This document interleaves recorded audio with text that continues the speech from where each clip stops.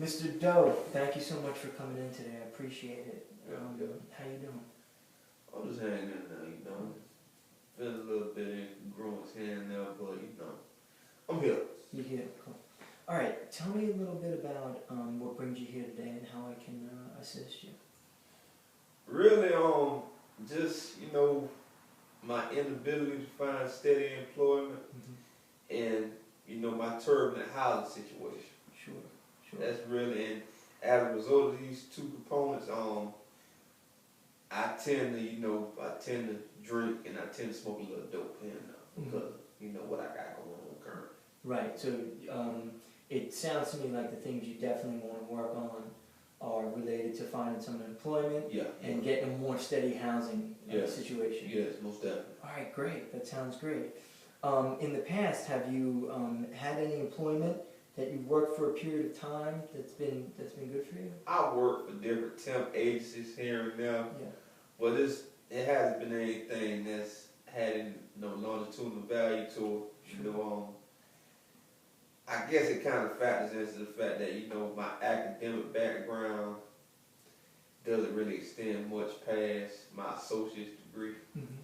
So that's really a big hold up for me. So you have an associate's degree? Yeah, that's great. That's really valuable. When in the past has having that associate's degree helped you out?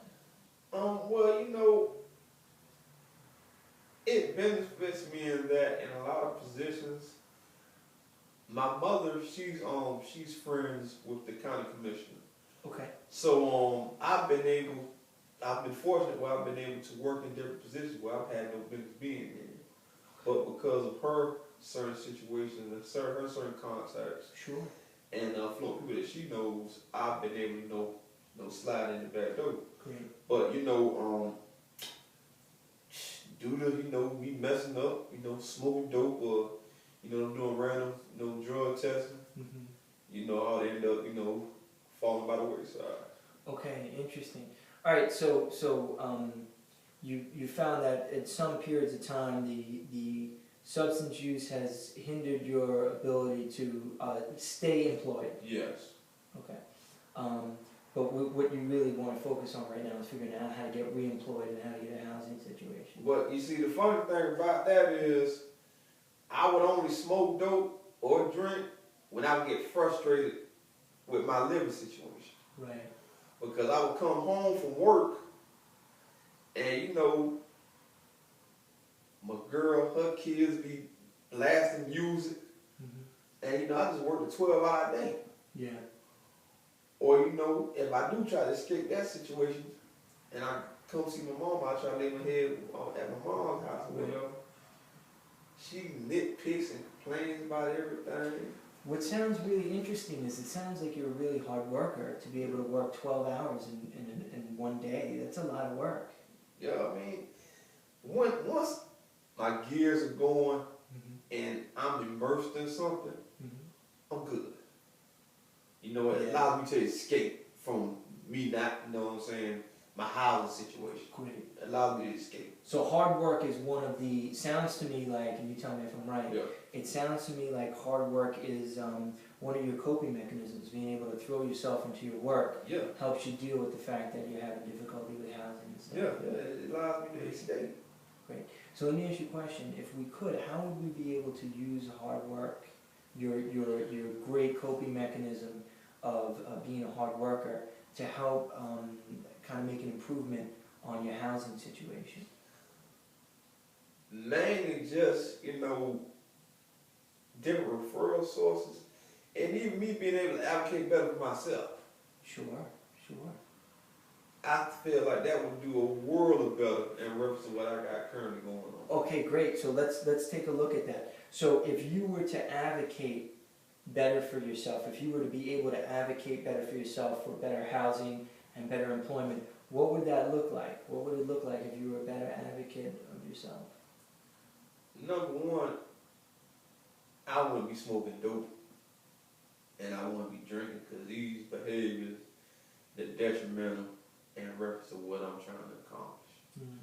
I will be in a position where I will be able to look past certain and environmental stuff that I got going on and see the bigger picture. And that if I can stay the course, I'll be able to reach my goal and reaching my goal of, you know, finding steady housing. Sure. I wouldn't have to deal with all this other stuff that I got going on. Yeah, okay, all right, that makes sense. One of the things that, if you can allow me to point out, is at the same time that you feel like you need to change that behavior of using substances, at the same time you say that the use of those substances helps you cope. Yeah, because the thing is, I'm not a violent drunk. You know, I'm not gonna go upside nobody's head. I'm not gonna get in my car and drive drunk. I'm not. Sure. I drink in the backyard. Or I smoke a little dope in the backyard. I'm not out in public. I don't carry dope in the car.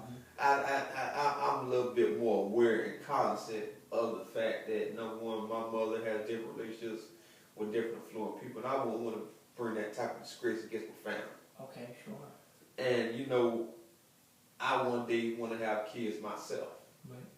So, you know, I'm very cautious of things that I do to a point. It's just that, you know, there's certain grace levels of everything. Right. And I don't want to get to the point where I'm so stressed out where the little bit of cognition that I do have is thrown out the window. Okay, oh, that makes good sense. Okay, so how would we be able to use this tremendous ability you have to engage in hard work to change some of the behaviors related to the smoking and the drinking? Really just working on someone's job and being held accountable. Accountability. Being held accountable. Okay, so that sounds great.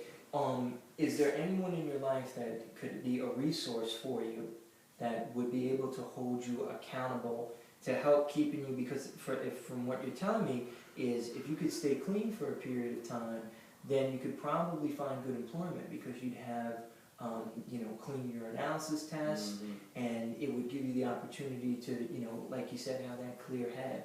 Is there somebody who could be a resource for you? Well, I got a good friend by the name of Darren. We're really good friends, but when I'm smoking this stuff and I'm drinking alcohol, you don't really want to deal with me. Sure. So, I think if I stay sober, I can use him as a muse and I can stay close to him.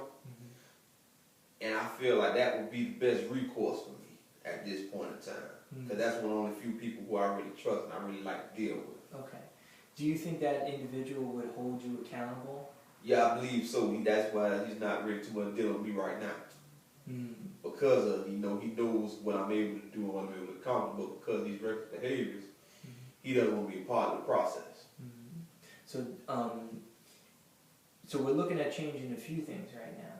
Yeah. So if we can work on having somebody hold you accountable, that would help improve the likelihood of you getting employment and your housing situation. So if you weren't smoking or drinking, how would you better advocate for yourself?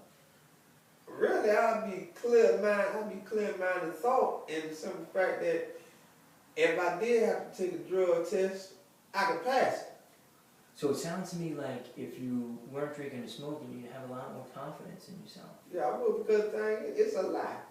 I mean, at the end of the day, I'm okay with who I am. It's just that in a lot of situations, because I don't want to lash out, I do this stuff to maintain. I smoke a little dope here and there just to stay, just to mellow out. I drink just to stay in a safe place.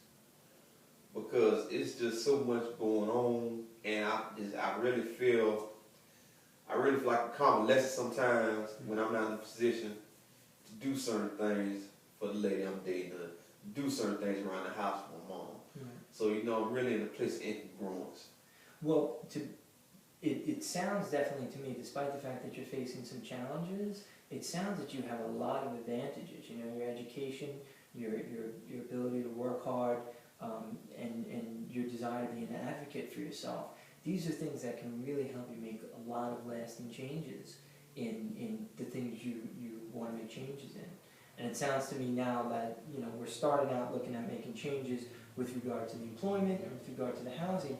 Now, because of that, you're taking other steps to make other changes with regard to the drinking and the smoking. And I think that in the long run is really going to help out. Absolutely. So if you could create kind of a structure, how would this individual, the supportive person in your life, help hold you accountable? Number one,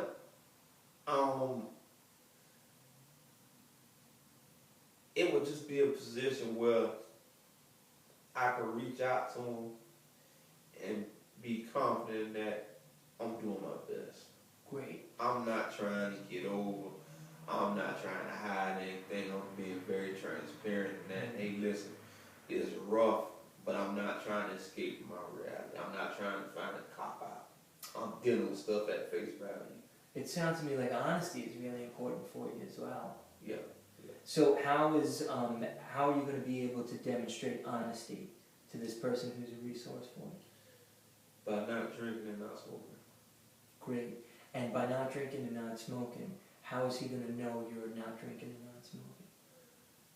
Because when I'm doing this type of stuff and I'm kind of wrong, I try not to talk to him as much. And when he does reach out to me, you know, my behaviors are kind of erratic. Okay. And he picks up on this stuff. Okay, so he's in tune with your behaviors. He sounds like, for somebody who's like in tune with you that much, he sounds like he's a really good friend. He's a wonderful guy. So that sounds to me like it's a meaningful relationship for you. It sounds like he's a really good support for you. Yes, he's awesome. Terrific. All right, so the fact that that's just another thing to add to the host of wonderful things that you have that are create this ability for you to make these changes. And I think if we focus on a lot of the things that are really supportive and helpful, we can help make the changes you want to make. Mm-hmm. Good job.